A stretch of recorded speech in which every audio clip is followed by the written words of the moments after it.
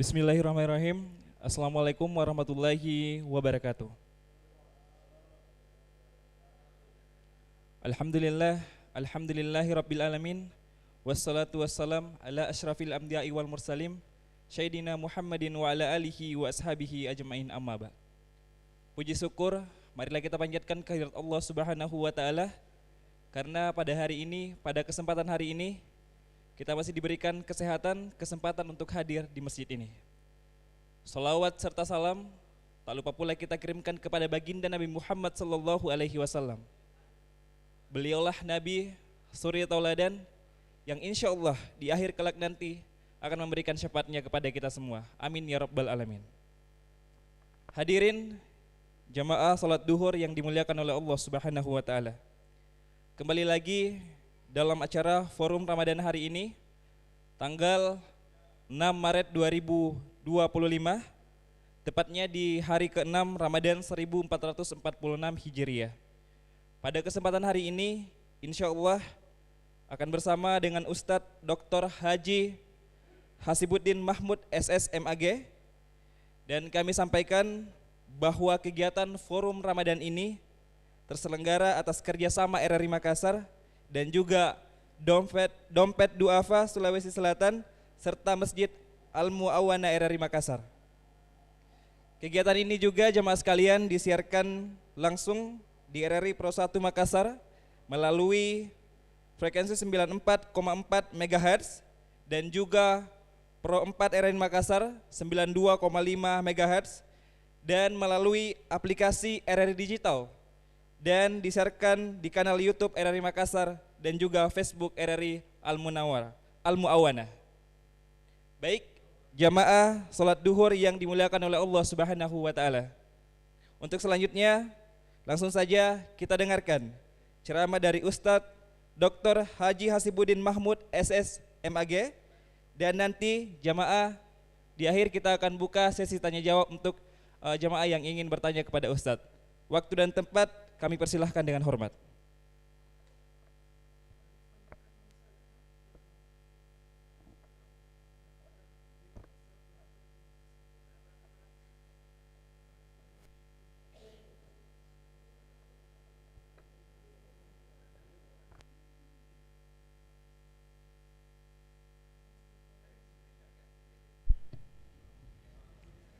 Bismillahirrahmanirrahim. Assalamualaikum warahmatullahi wabarakatuh. Alhamdulillah, alhamdulillazi 'allama bil qalam, 'allamal insana ma lam ya'lam. Subhana la ilma lana illa ma 'allamtana, innaka antal alimul hakim. Asyhadu an la ilaha illallah wa asyhadu anna Muhammadan abduhu wa rasuluh. Allahumma salli wa sallim ala Sayyidina Muhammadin wa ala alihi wa sahabihi wa man tabi'ahum bisani ila yaumiddin, amma ba'd. Hadirin sidang jamaah duhur yang berbahagia, tentu mari kita sama mengucapkan syukur kehadiran Allah Subhanahu wa taala, di mana pada hari ini, hari yang ke-6 bulan puasa Ramadan tahun 1446 Hijriah, yang bertepatan dengan 6 Maret 2025 Miladiah. Begitu pula mari kita mengirim salawat kepada Nabiullah Muhammad sallallahu alaihi wasallam, Nabi yang merupakan uswatun hasanah bagi umat manusia, tentu terkhusus teristimewa bagi kita umat Islam. Hadirin yang berbahagia, saya diberi amanah oleh panitia untuk mencoba memberikan catatan beribadah demi pujian. Judulnya beribadah demi pujian. Ayat yang berbicara tentang ini hanya sedikit, tetapi justru yang lebih banyak itu tentang ayat-ayat yang memotivasi kita untuk meningkatkan dalam hal beribadah. Ya. Tentu kalau kita melihat secara umum, kalau ibadah ada ibadah mahdah dan ghairu mahdah. Tetapi kalau biasanya yang terkait dengan pujian itu ada kaitannya dengan sifatnya materi. Ya, saya mencoba melihat di dalam surah Al-Baqarah. Ya. Yang pertama dulu yang banyak membahas motivasi kita. A'udzubillahi minasyaitonirrajim. Mazalul ladzina yunfikuna amwalahum fi sabilillah kamasali habbatin ambatat sab'a sanabila fi kulli sumbulatin mi'atu habbah wallahu yudaifu liman yasha wallahu wasi'un alim.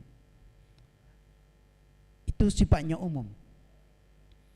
Di ayat selanjutnya dia katakan allazina yunfikuna amwalahum fi sabilillah summa la yutbi'una ma anfaqu mannau wala aza lahum ajruhum inda rabbihim wala khaufun alaihim walahum yahsanun. Dua ayat ini, kalau yang pertama itu begitu Allah menstimulan, memotivasi kita bagaimana kita berimpak. Ya, apakah kita berimpak secara materi ataukah non materi? Yang jelas siapapun yang berimpak akan mendapatkan pahala. Bahkan di situ di ayat yang pertama tadi disebutkan bahwa sama halnya dengan orang-orang yang menabur satu benih sampai begitu berlipat-lipat sampai 700 kelipatannya. Artinya itu betapa besar, betapa pentingnya itu yang namanya berimpak. Ya. Berimpak. Kemudian di ayat selanjutnya itu lagi secara umum. Allazina yunfikuna, orang-orang yang mengimpakkan hartanya dan tidak diikuti summa la yutbi'una ma anfaqu, apa yang dia impakkan, manna wala aza, itu akan mendapatkan pahala. Ya, lahum, dia mendapatkan ampunan dan kasih sayang dari Allah Subhanahu wa taala. Tapi ternyata satu ayat di antaranya ada ajakan. Ada ajakan dari ayat itu yang berbunyi a'udzubillahi minasyaitonirrajim. Di surah yang sama, hanya satu ayat antaranya, ya ayyuhallazina amanu la tubtilu shadaqatikum bil manni wal azza kallazi yunfiqu malahu riya'an nas wa la yu'minu billahi wal yawmil akhir famasluhu kamasali safwanin alaihi turabun wabilun fatarakahu salda la yaqdiruna ala syai'in mimma kasabu wallahu la yahdil qaumal kafirin. Hadirin sidang jamaah zuhur yang berbahagia.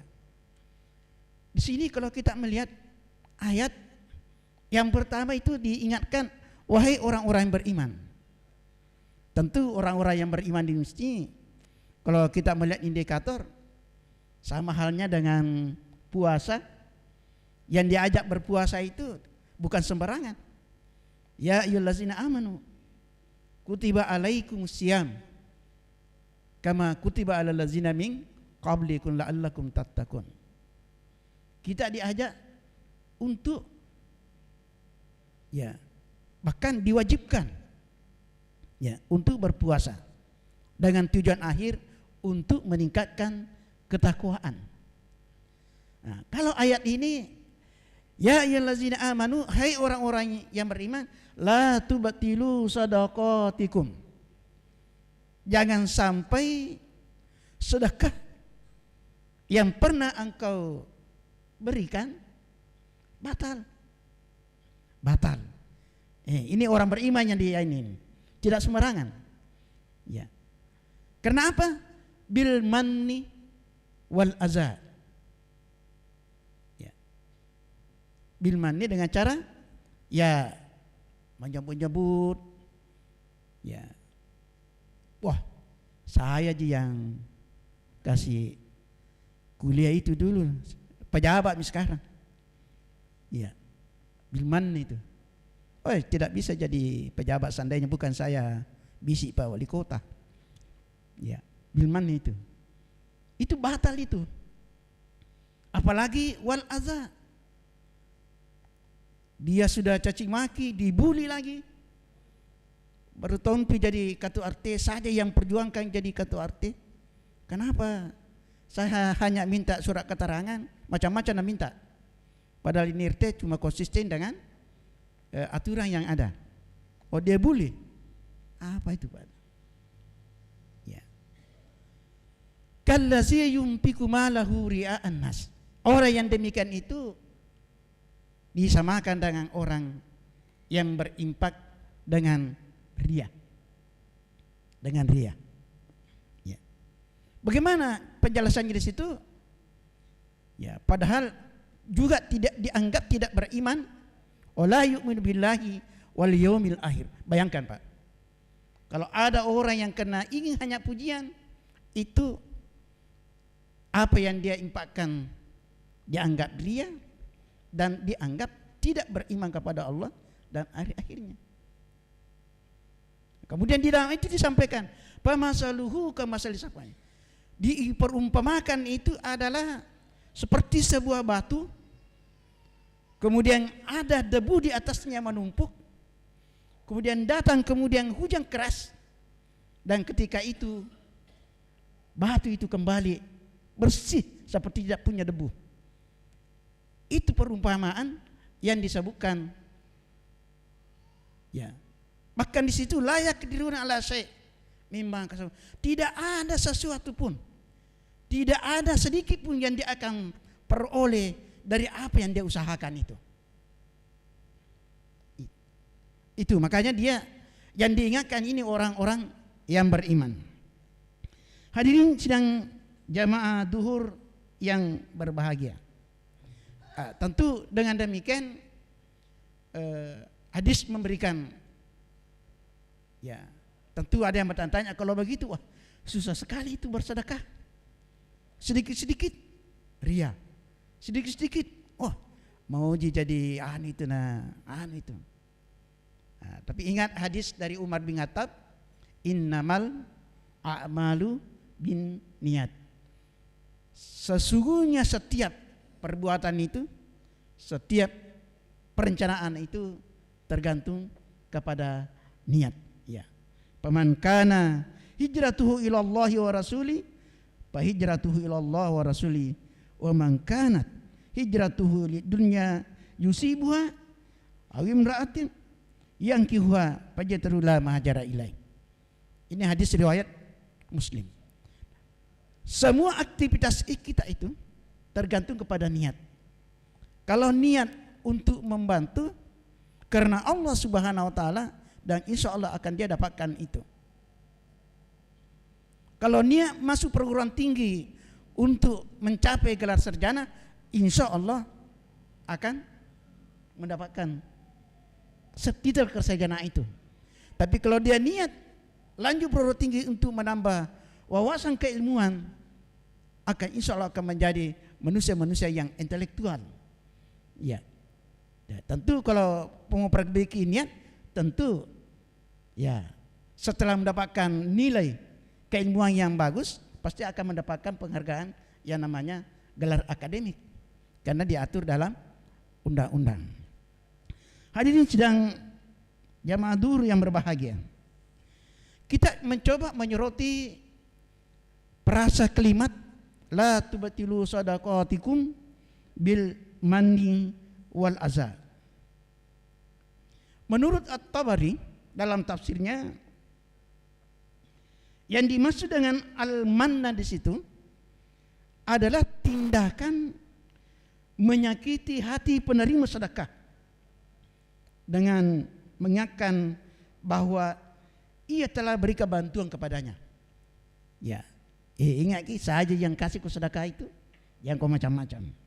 Sedangkan al-manna, al-asa itu adalah ya boleh dimaknakan seperti sekarang ini membuli, ya membuli, ya yaitu selalu pokoknya begitu utama. Apa kau? Saya je yang kasih begitu kok. Itu ada biasa begitu. Dan terkadang ada budaya kita seakan-akan orang yang beri selalu merasa lebih di atas daripada yang memberi. Ya, seakan-akan dalam diri kita. Padahal kalau kita orang beriman selalu kembali inna akramakum indallahi atqakum. Ya, memberi belum tentu mulia, tapi kemuliaan akan didapatkan ketika dia memberikan dengan penuh keikhlasan. Sedangkan menurut Ibnu Katsir, dia katakan yang dimaksud dengan al-manna di situ adalah pemberian dengan maksud untuk merendahkan penerima. Ya, dia sedikit lebih di bawah. Ya, alengi kasih. Dia itu tidak bisa berpuasa kalau kita tidak kasih. Itu menurut yang dipahami, yang dijelaskan oleh Ibnu Katsir dalam tafsirnya Al-Qur'anul Azim. Sedangkan menurut yang kedua, al-aza di situ adalah menyakiti hati penerima dengan ucapan disertai dengan perbuatan setelah memberi sedekah. Itu menurut Nusir. Sehingga Ibnu Katsir mengatakan dengan mengungkapkan salah satu hadis yang dia katakan salah satu la yukallimullah yaumal qiyamah wala yanzuru ilaihim wala yusakkihim walahum azabun alim, yaitu al-mannanu la yu'ti syai'an illa mannah. Kemudian yang kedua wal munaffiqu sil'atahu bil halifil fajir, dan yang ketiga wal musbilu izarahu. 3 orang yang tidak akan diajak bicara oleh Allah, la yukallimuhumullah wala yusakkihim, bahkan tidak akan dibersihkan, disucikan. Siapa mereka itu? Adalah al-mannanu, orang yang suka mengungkit pemberiannya. Seperti tadi, apakah dia suka mengungkit pemberiannya. Kemudian siapa yang kedua? Adalah pedagang yang suka bersumpah. Apakah sumpahnya? Tidak ada untungku itu kalau kita minta penawaran seperti itu. Ya, banyak biasa orang begitu. Ya. Dan yang ketiga adalah orang yang berpakaian, kalau di sini hanya secara tekstual, orang yang memakai sarung yang terlalu menjulur ke bawah. Ya. Isbal ya. Biasa kalau kita ya. Isbal itu adalah salah satu bentuk pakaian. Kalau menurut suri hadis itu, isbal itu adalah bagaimana kita berpakaian yang tidak menandakan, tidak menampakkan kesombongan. Karena di zaman keluaran yang di hadis itu banyak orang suka berpakaian itu, terutama yang perempuan itu bajunya lebih panjang ketimbang ketinggiannya atau laki-laki. Nah, makanya banyak di antara saudara-saudara kita untuk mencegah hal seperti itu, dia selalu ya celananya celana panjang, ukurannya sampai batas mata kaki. Tetapi innamal a'malu binniyat. Kalau toh ada yang di bawah mata kaki hanya karena mau melihat keindahan, karena sesungguhnya keindahan itu adalah juga disukai oleh Allah Subhanahu wa taala. Kembali kepada niat. Hadirin sidang jamaah tarawih yang berbahagia. Mengapa orang-orang beriman yang diingatkan? Adakah potensi orang beriman? Nah, ini sudah beriman. Kenapa dia diingatkan? Ya, kalau kita mau ambil mafhumnya, orang-orang yang beriman saja diingatkan untuk sifat seperti al-manna wal azza, apalagi kira-kira mungkin seperti itu atau sebaliknya. Jadi orang-orang yang beriman saja diingatkan, hai orang-orang yang beriman. Ya, kalau kita kembali orang yang beriman, siapakah yang orang beriman itu ya? Al-imanu antu minabillahi wa malaikati dan seterusnya, sebagaimana disebutkan dalam hadis. Ya. Tetapi menurut para mufassir, antara lain saya kembali ambil pendapatnya Ibnu Katsir, ya, itu ada memang kemungkinan, ada potensi setan membisiki hatinya. Karena memang katanya itu semakin tinggi keimanan, tingkat keimanan seseorang, semakin tinggi tingkat penggodanya. Ada juga kelas-kelasnya. Ya, kalau imamnya sudah jenderal, pasti yang menggodanya juga jenderal. Atau dia berusaha lebih tinggi supaya dia bisa menaklukkan. Ya. Sedangkan menurut Muhammad Abdu, secara aspek psikologis dia katakan bahwa yang terkadang orang beriman dia tidak sadar kalau dia berada dalam wilayah dalam al-manan. Terkadang hanya main-main ataukah seperti itu, meskipun terkadang dia kembali sadar, astagfirullah, mohon dimaafkan saya tadi ini hanya main-main saja. Terkadang seperti itu. Hadirin sidang jamaah duhur yang berbahagia. Kemudian karena ini adalah persoalannya beribadah karena pujian, ya tentu dalam Islam pasti ada solusinya. Ya, seperti yang saya beberapa catatan yang saya coba sampaikan di sini, seperti yang dibukakan salah seorang ulama besar kita, Ibnu Qayyim al-Jauzi. Dia katakan salah satu cara untuk kita menghindar dari sifat seperti itu yaitu jangan kita harus banyak mengingat kepada niat, selalu memperbaiki niat. Jadi Ibnu Qayyim al-Jauzi itu selalu diminta untuk bagaimana niat kita itu. Makanya para ulama kita sekalipun di awal bulan suci Ramadan sudah niat berpuasa 1 bulan, tapi dia minta setiap malam itu tetap kita harus berniat. Artinya untuk memperbaharui niat. Bukan berarti batal, tetapi selalu diminta untuk selalu memperbaharui niat. Itu menurut Al-Jauzi, ya, Ibnu Qayyim Al-Jauzi. Kemudian menurut Imam Al-Ghazali, ya ini Al-Ghazali yang banyak kita baca bukunya dalam Ihya Ulumuddin, itu ini agak berat. Kalau menurut Imam Al-Ghazali dalam bukunya Ihya Ulumuddin itu kita diminta untuk memang bagaimana itu bersedekah dirahasiakan.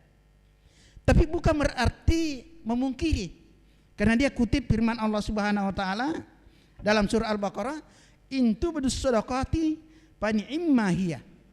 Ya. Kalau kamu bersedekah dan ingin mengungkapkan yang penting tidak rasa al-manna, itu silakan. Kadang memang juga di dalam surah Duha, wa amma bi ni'mati rabbika fahadis, tidak dilarang. Ya, tapi ingat seperti tadi Ibnu Qayyim al-Jauzi, niat harus diperbaiki. Kemudian yang menurut Imam An-Nawawi, ya, dalam bukunya Riyadhus Shalihin, ini juga banyak kita baca di Indonesia. Nah, itu beliau hanya menyarankan menghadapi persoalan-persoalan seperti ini kita harus banyak berdoa agar kita selalu diberikan keikhlasan. Nah, konsep keikhlasan ini terkadang ya sulit, yang manakah dimaksud dengan ikhlas. Ya, bahkan ada sinetron di SCTV sangat banyak peminatnya karena dari tahun ke tahun masih tetap diminati. Karena itu bagaimana sih konsep ikhlas seperti itu. Ya, bahkan di dalam surah dalam salah satu surah dalam Al-Quran ada namanya surah Al-Ikhlas.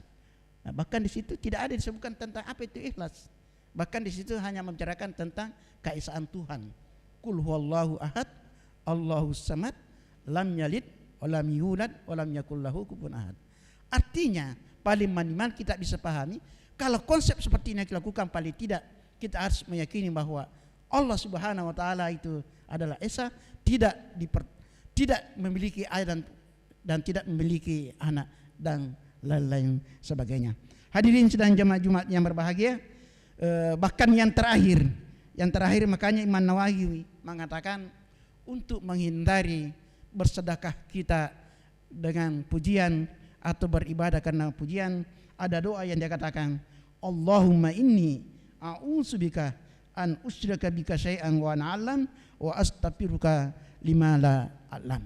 Sama halnya juga dengan pendapat yang disampaikan oleh salah seorang yang besar, Hasan Basri, ketika menghadapi 3 permasalahan orang yang berbeda dengan hanya satu resep yang diberikan, yaitu memperbanyak istighfar, dan itu dibadikan dalam surah Nuh ayat 10. Demikianlah ceramah yang sempat saya sampaikan. Mudah-mudahan ada manfaat bagi kita semua, bagi saya sendiri sebagai pribadi.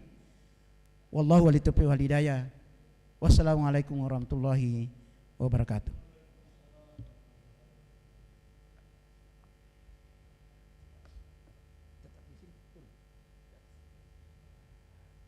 Baik, itulah tadi ceramah singkat yang dibawakan oleh Ustadz Dr. Haji Hasibullah Mahmud SSMAG. Dan selanjutnya saya memberikan kesempatan kepada jemaah sekalian untuk bertanya kepada Ustadz. Tapi sebelum saya memberikan kesempatan kepada para jemaah, saya ingin membacakan terlebih dahulu pertanyaan yang ada di YouTube RRI Makassar. Ada dari akun Nindi Dukate. Katanya, Ustadz, bagaimana dengan fenomena berbagi atau sedekah yang dijadikan konten di media sosial? Apakah itu tergolong beribadah demi pujian? Terima kasih Pak Ustadz, mohon dijawab. Langsung Ustadz. Alhamdulillah, terima kasih penanya. Bagaimana dengan berbagi kemudian dibuat kontennya untuk itu? Tentu yang pertama kembali kepada hadis innamal a'malu bin niat. Sesungguhnya semua aktivitas itu akan tergantung pada niat yang dilakukan oleh seseorang. Kalau niat umpamanya membuat konten dengan tujuan untuk memotivasi, untuk menstimulan supaya orang-orang juga termotivasi untuk melakukan impact seperti itu, maka itu adalah hal yang sangat bagus, ya, sesuai dengan niatnya. Akan tetapi kalau dia melakukan seperti itu supaya mereka dianggap hebat, mau dikatakan jago dan lain sebagainya, itulah yang bisa kallasi yumpiku malahu ria'an nas, bisa termasuk orang-orang ria, ya. Fawailul lil musallin, ya. Itu olehnya itu seperti tadi yang disampaikan oleh Imam Nawawi, ya, persoalan-persoalan seperti memang ini luar biasa tantangan yang kita terima. Makanya kita harus memperbanyak istighfar, karena terkadang menurut kita sudah bagus, niat baik, tapi terkadang penilaian orang negatif, sehingga kita akan berikan kepada Allah. Kalau Imam Nawawi tadi, ya perbanyaklah istighfar. Bahkan kalau kita melihat konteksnya, seorang suami istri datang, wahai Imam, ada apa saja ini, kenapa sudah lama kawin, sudah lebih 5 tahun, belum ada saja saya punya anak. Imam Hasan Basri menjawab, perbanyak istighfar. Datang lagi yang lain, wahai Syekh, saya ini musim paceklik, bagaimana caranya ini supaya kita ini selamat dari masa paceklik? Apa jawabnya Hasan Basri? Perbanyak istighfar. Bayangkan itu. Artinya dalam setiap persoalan itu tergantung kita melihat dari mana posisinya kita. Karena hanya memang dengan istighfar bisa menutup semua aib itu. Iya. Karena dengan istighfar itu artinya sesuatu yang kita lakukan yang merugikan orang itu, kita juga punya keyakinan tidak akan mengarah ke sana. Sehingga itulah muncul istighfar untuk dimohonkan maaf oleh Allah Subhanahu wa taala. Ya, silakan.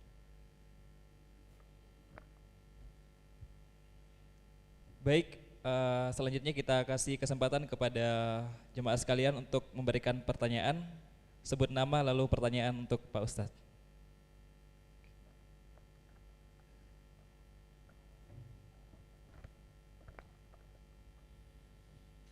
Bismillahirrahmanirrahim. Assalamualaikum warahmatullahi wabarakatuh. Waalaikumsalam warahmatullahi wabarakatuh. Yang saya mau tanyakan Ustadz, tadi Ustadz singgung masalah beribadah dengan kepuji-pujian. Yang mana yang dimaksud itu Ustadz, yang beribadah dengan kepuji-pujian? Dan mohon penjelasannya Ustadz yang seperti itu. Yang kedua Ustadz, pernah suatu waktu ada orang meninggal. Orang Ustadz itu dia singgung masalah amplop. Dia bilang pernah saya ceramah di sana, kuliah kayak orang kaya tapi amplopnya cuma sedikit. Iya, jadi itu anunya Ustaz. Bilang kalau saya ini tidak kupanggil ini Ustaz. Kenapa dia singgung begini? Berarti dia mau ditambah ini anunya, amplopnya. Ya, mudah-mudahan ini para Ustaz ini dia mendengar karena ini siaran langsung ini RRI. Mudah-mudahan Ustaz yang seperti ini dia menyadari bahwa kalau kita berceramah itu ya harus beramal lah, jangan disinggung masalah amplop. Ya mudah-mudahan para Ustaz ini mendengar di siaran RRI ini, siaran langsung ini. Ya, jadi itu kita kan di zaman Rasul kan tidak ada istilah amplop itu, betul-betul dia ikhlas ceramah itu, memberikan materi untuk agama, untuk umat. Jadi mohon ya kalau sedikit amplopnya jangan dicerita lah, ya artinya beramal lah. Jadi yang seperti ini Ustaz, bagaimana amalannya ini Ustaz? Kalau seperti ini dibicara, dikasih sedikit, dibicara itu amplop, bagaimana anunya Ustaz? Hukumnya ini Ustaz, tolong penjelasannya Ustaz.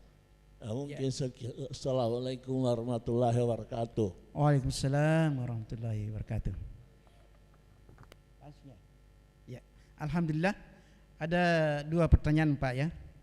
Bagaimana orang yang suka kepujian?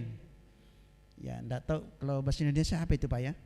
Ya sama dengan ria, sombong sudah ada juga di dalamnya itu. Kalau berbicara tentang itu, sikap sombong itu termasuk sikap yang tidak disukai oleh Allah Subhanahu wa taala. Ya. Bahkan di dalam surah Luqman itu juga disebutkan dalam surah Al-Isra, wala tamsi fil ardi marha. Dan janganlah kalian itu berjalan dengan sombong.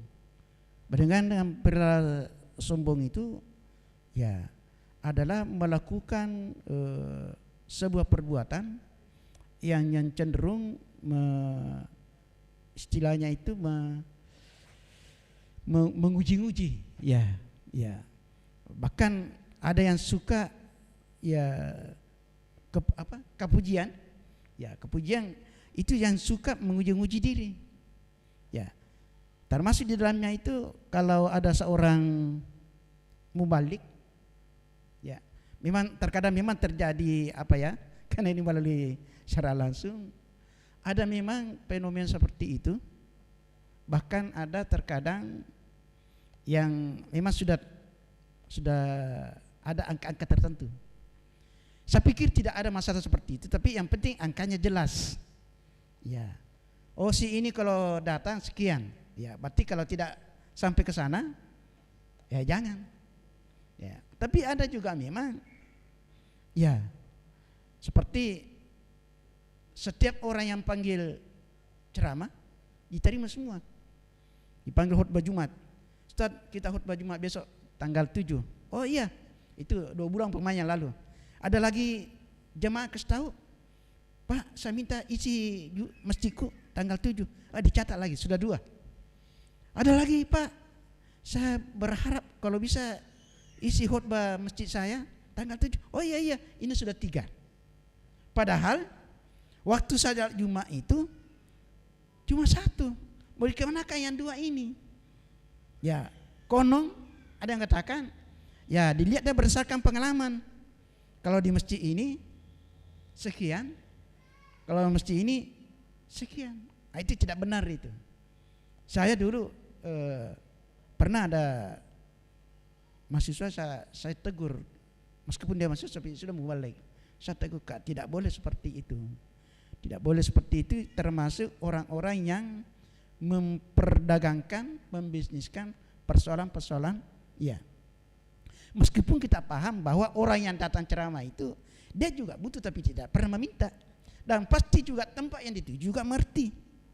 Apalagi di dalam ulang kota, buang saja air kecil itu ada nilainya harus sekian, apalagi kalau ini. Tapi jangan sampai menjadikan persoalan seperti itu, seperti tadi Pak ya bilang kenapa begini. Itu yang tidak benar. Itu yang tidak benar. Makanya itu kita kembali kepada innamal a'malu binniyat. Kalau di masjid saya memang sudah standar. Kalau di masjid saya ceramah, insya Allah dapat sekian. Kita memang sudah putuskan dalam rapat pengurus. Kalau ceramah Ramadan sekian, kalau ceramah subuh sekian, ya seperti itu kita sudah lakukan. Ya. Tapi semua masjid itu tidak sama. Tergantung dari budget dan tergantung dari kesepakatan dari pengurusnya. Karena juga itu berlebihan. Kalau ada sesuatu, kalau si ini yang datang ceramah, dikasih banyak-banyakin. Sekalinya si ini yang datang ceramah dikurangi. Itu juga membuat akan dituntut pertanggungjawabannya. Apalagi masjid diurus bukan oleh satu orang. Ada ketua, ada pengurus, ada anggota. Bagaimana nanti dalam hal pertanggungjawabannya? Ya. Kalau saya yang sering saya lakukan waktu saya masih ketua pengurus, kalau ada teman akrab saya Pak yang datang ceramah, ada kan standar sekian di masjid saya. Saya panggil itu pengurus, temanku itu yang ceramah, tambahin. Tidak usah aku bilang-bilang, karena dia juga tidak bilang-bilang itu. Ya, karena tetap yang menjadi laporan itu, tapi sedekah saya untuk teman saya kasih sekian. Itu yang saya banyak lakukan. Ya, saya cuma kasih saja seperti itu. Kalau teman saya ini kasih. Itu cara-cara saya untuk menghindari sifat ria seperti itu. Wallahu alam. Silakan. Baik, selanjutnya kita berikan pertanyaan Ustaz.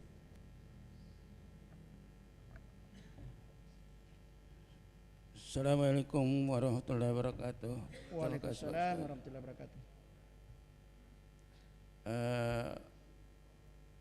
Kita berbicara tentang perjalanan manusia ini, Pak Ustaz, jarang ada yang bahas ini. Bagaimana setelah kita lahir sampai mati, kemudian diantar ke kubur misalnya. Nah, kemudian apa yang dialami di dalam kubur ini sebenarnya, sungguhnya ini manusia. Sebab kalau kita lihat ya keadaan sekarang nih Pak Ustaz, apalagi ini korupsi sangat merajalela. Walaupun dia dikasih ancaman-ancaman akhirat, seolah-olah dia tidak lagi mengingat itu kematian. Nah, ini yang jarang diterangkan para ustaz ini tentang bagaimana perjalanan manusia menuju ke kubur itu. Apa yang terjadi sesungguhnya setelah dikubur manusia. Sangat mengerikan kalau kita. Saya biasa melihat orang bagaimana dijepit tanah, bagaimana di itu. Nah, apa yang terjadi sesungguhnya di situ. Nah, kalau berbicara tentang amal kan sudah sering kali kita dengar Pak Ustaz. Ya. Nah, ini yang jarang pernah diterangkan ini. Ketika bagaimana Adam alaihissalam disuruh turun dari surga. Turunlah dari surga, di sana kusediakan segalanya, ada tempat tinggal, ada binatang yang kau bisa dan segalanya. Tetapi dengan waktu yang ditentukan dan kamu akan pasti siksa. Nah itu Pak, itu terima kasih itu. Ini jarang sekali akan diterangkan itu tentang kematian itu ada. Iya. Ya, terima kasih. Di dalam Al-Quran itu kan disebutkan selalu bergandengan itu dihidupkan, summa yuhyikum summa yumeitukum summa ilaihi turja'un, bahwa dalam kehidupan itu mulai dari dihidupkan, mati, baru dihidupkan kembali. Ya, dalam proses perjalanan. Ya, sebenarnya di dalam ayat-ayat Al-Quran maupun hadis secara tekstual banyak menggambarkan tentang apa nanti yang dilakukan di Yaumul Hisab.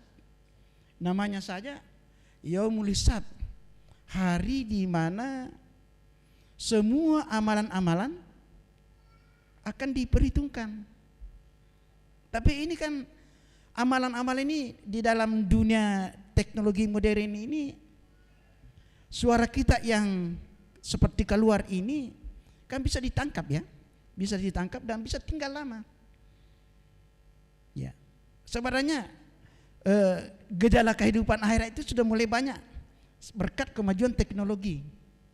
Ya, akan di situ wa may ya'mal misqala sarratin sarrayara wa may ya'mal misqala sarratin khairara. Apapun yang kita buat, apakah itu kebaikan, apakah itu kejahatan, akan terungkap dan itu nanti akan terungkap pada yaumul hisab. Akan diproses. Ya, nanti kita serahkan nanti ini kepada, saya tidak tahu apakah pihak RRI yang memberikan judul atau pihak dompet dua Pak. Perlu ada judul itu. Perlu memang ada judul itu. Iya. Ya, artinya karena itu masuk pada bahasan akidah. Ya. Masuk dalam bahasan akidah. Karena ini memang persoalan. Ya. Ketika orang sudah sadar akan berimpak, bersedekah, pada itu mereka sudah yakin bahwa ada yang namanya hari pembalasan. Tapi ketika dalam perjalanan ada yang berimpak, kemudian ada yang sampai dia korupsi, baru dia membangun masjid, memberikan wakaf di pesantren katanya untuk itu, karena yang dia pahami katanya itu ya, sekalipun tidak ada ulama yang mengatakan akan mendapatkan pahala barang yang tidak jelas kemudian diwakafkan. Kalau barang haram sumbernya pasti tetap haram. Ya, sekalipun Pak Yusuf Qaradawi pernah dia berpendapat dalam satu bukunya, Anda bertanya Islam menjawab, dia katakan kalau ada hasil korupsi yang disumbangkan oleh koruptor ke tempat yang katakanlah masjid, pesantren, untuk wakaf, menurut Pak Yusuf Qaradawi tetap dia mendapat pahala, tapi pahalanya tidak banyak. Apa pahalanya? Karena dia menyelamatkan harta yang dia curi. Itu menurut Pak Yusuf Qaradawi. Tapi ulama yang lain tidak ada apa-apanya. Hanya itu segelintir pendapatnya, karena dia katanya menyelamatkan hartanya Tuhan yang dia curi. Dia masukkan di masjid, dia masukkan. Tapi ingat, innamal a'malu binniyat. Jangan sampai dia bukan untuk menyelamatkan, hanya karena mau berlindung supaya dia tidak ditahu bahwa dia akan, bahwa barang yang disumbangkan ini korupsi, hasil koruptor. Nah, itu sangat jelas di surah-surah juz amma itu Pak, berbicara tentang apa yang dilakukan, apa yang diterima orang ketika semuanya masuk neraka. Kalau konsepnya Imam Asy'ari itu, apapun yang kita lakukan kalau sudah mengucapkan syahadatain tapi ternyata banyak dosanya, akan diproses, masuk neraka. Masuk neraka. Setimpal dengan perbuatan pelanggarannya. Tapi kalau Mu'tazilah, dia mengatakan, ai salama miki, tidak masuk neraka, juga tidak masuk surga. Kenapa tidak masuk neraka? Karena dia pernah mengucapkan syahadatain. Mengapa tidak masuk surga? Karena banyak pelanggarannya, gentayangan. Itu menurut Mu'tazilah. Wallahu a'lam. Jadi banyak gambaran-gambaran seperti itu Pak, di sangat tekstual, secara konteks. Itu yang biasa banyak disampaikan mubalik kita. ancaman-ancaman, disterika, punggungnya, apa-apa. Itu model-model ancaman. Ya, itu secara konteksnya. Tapi secara tekstual itu banyak. Sekalipun kita hanya baca, ya, atau kita coba tanya di AI seperti apa hukuman di akhirat kelak. Kalau tidak ragu, minta sumbernya, dari mana dapat sumber ini bacaannya. Itu walau kita semakin modern ini, banyak bacaan yang membantu kita untuk memperdalam. Ya. Tapi kita tidak boleh langsung menerimanya. Cek and recheck, harus ditabayun dan lain sebagainya. Ya.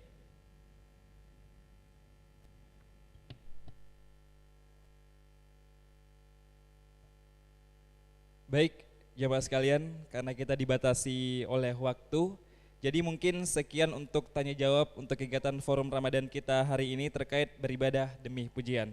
Mungkin Ustadz terakhir sebelum kita tutup acara kegiatan kita hari ini, mungkin bisa kita tutup dengan doa dari Pak Ustadz. Hadirin sedang jamaah duhur yang berbahagia, ya tentunya apa yang saya sampaikan kalau ada benarnya itu semuanya dari Allah, yang saya usahakan mencari literaturnya. Dan kalau ternyata masih banyak kekeliruan, itu keterbatasan saya dalam menelaah, menceramah dan menyampaikan hasil-hasil bacaan saya. Olehnya itu mari kita berdoa kepada Allah Subhanahu wa taala, mudah-mudahan majelis kita ini, forum Ramadan kita ini senantiasa bermanfaat bagi kita semua, terutama pada keluarga kita dan diri kita masing-masing. Bismillahirrahmanirrahim. Alhamdulillahirabbil alamin. Hamdan syakirin, hamdan naimin. Allahumma salli wa sallim ala sayyidina Muhammad Muhammad. Allahumma sallina wa barikna fi Ramadan. Allahumma sallimna wa barikna fi Ramadan. Allahumma sallimna wa barikna fi Ramadan. Rabbana taqabbal minna innaka antas sami'ud du'a wa tub alaina innaka antat tawwabur rahim. Rabbana atina fid dunya hasanah wa fil akhirati hasanatan wa qina azabannar wa adkhilnal jannata ma'al abrar. Ya Asisi, ya Ghaffar, ya Arhamar Rahimin. Subhana rabbika rabbil izzati amma yasifun wa salamun alal mursalin walhamdulillahi rabbil alamin. Wassalamualaikum warahmatullahi wabarakatuh.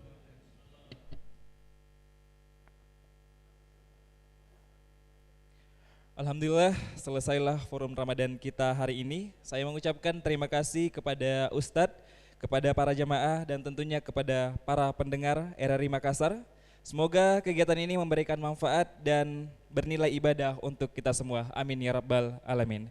Jangan lupa untuk selalu mengikuti forum Ramadan setiap hari Senin sampai hari Kamis, setiap ba'da zuhur. Saya akhiri, wabillahi taufiq wal hidayah. Wassalamualaikum warahmatullahi wabarakatuh.